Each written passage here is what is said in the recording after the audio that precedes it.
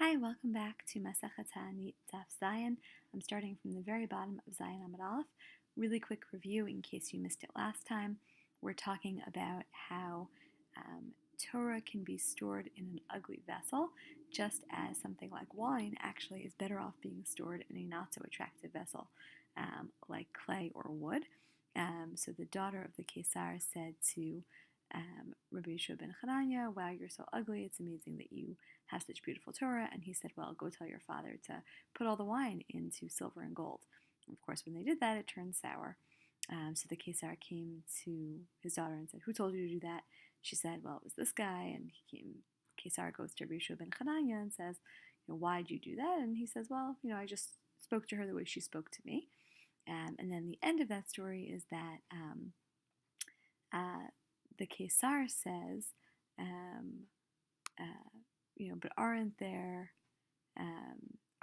attractive people who do learn, right? Meaning, aren't there many attractive people who actually know a lot of Torah?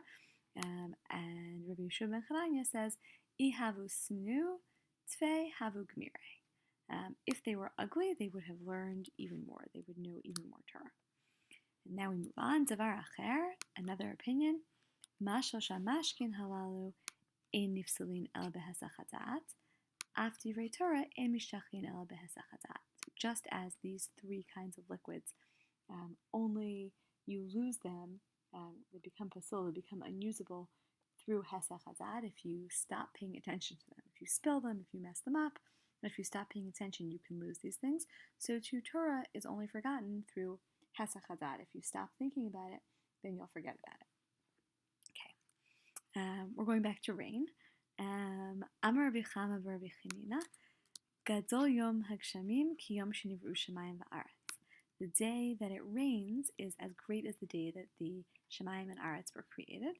Shne'emar, as it says in a pasuk, Harifu Shemayim Yima'al v'Shachakim Yizlu Tzedek Tiftach Aretz v'Yifru Yeshav v'Tzedakah Tatzmiach Yachad Ani Hashem Barativ. This is all a pasuk from Yeshayahu.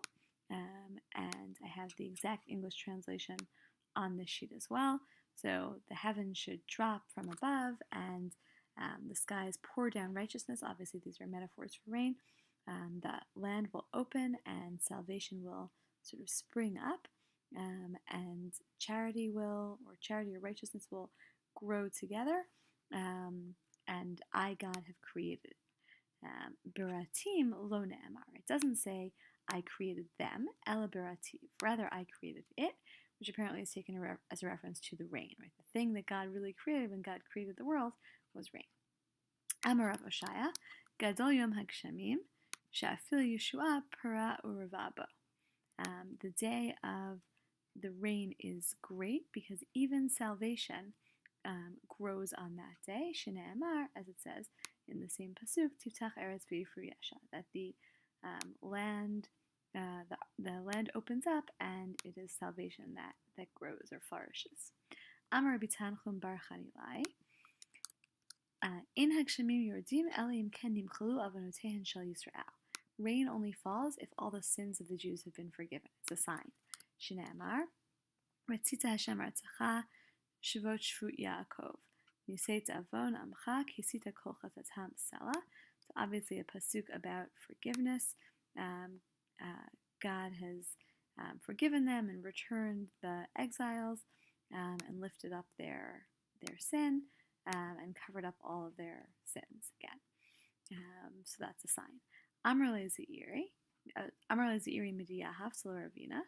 So Zeiri from a place called Yahaft said to Ravina, Atun mahacha matnitula. You learn that idea from that pasuk. Anan mahacha matnitula. But we learn it from here.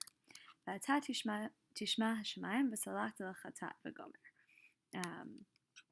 That a pasuk from Melachim. I'm going to highlight that. So we have this different source for the idea that it must be that the sins are forgiven.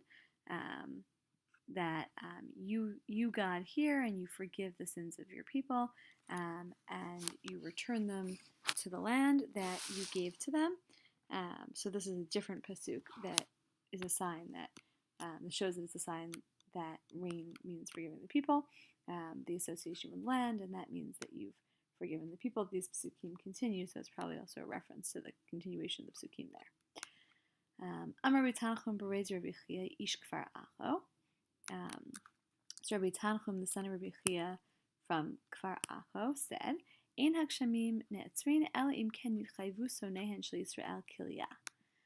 The rains only stop if literally the enemies of Israel deserve to be destroyed. But enemies of Israel here is Lashon Sagina Hor, or Lashon Nikia.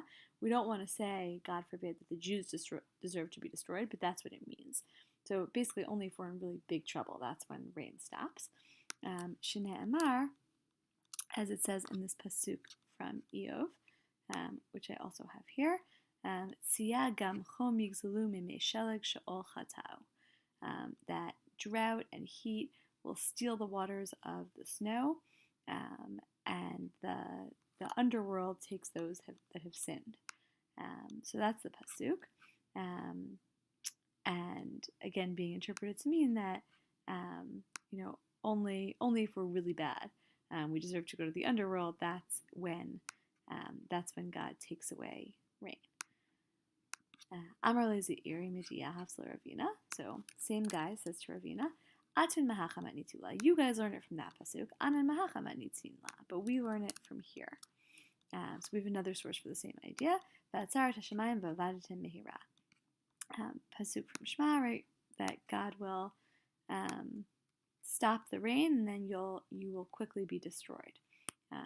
Right? You'll quickly lose what you had. So that's the same idea, but a different pasuk.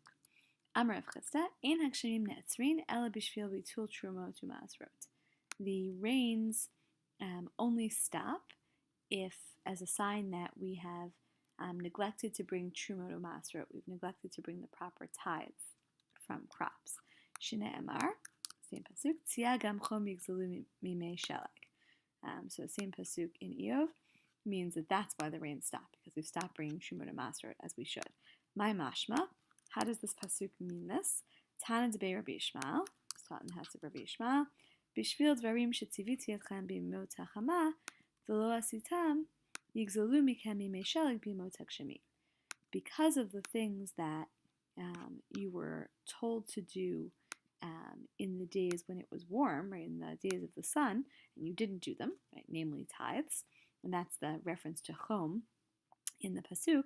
I'm going to steal from you the waters of the snow when it's cold. So you get punished in the rainy season for the mitzvot that you did not properly fulfill when it was warming. Okay, we'll stop here.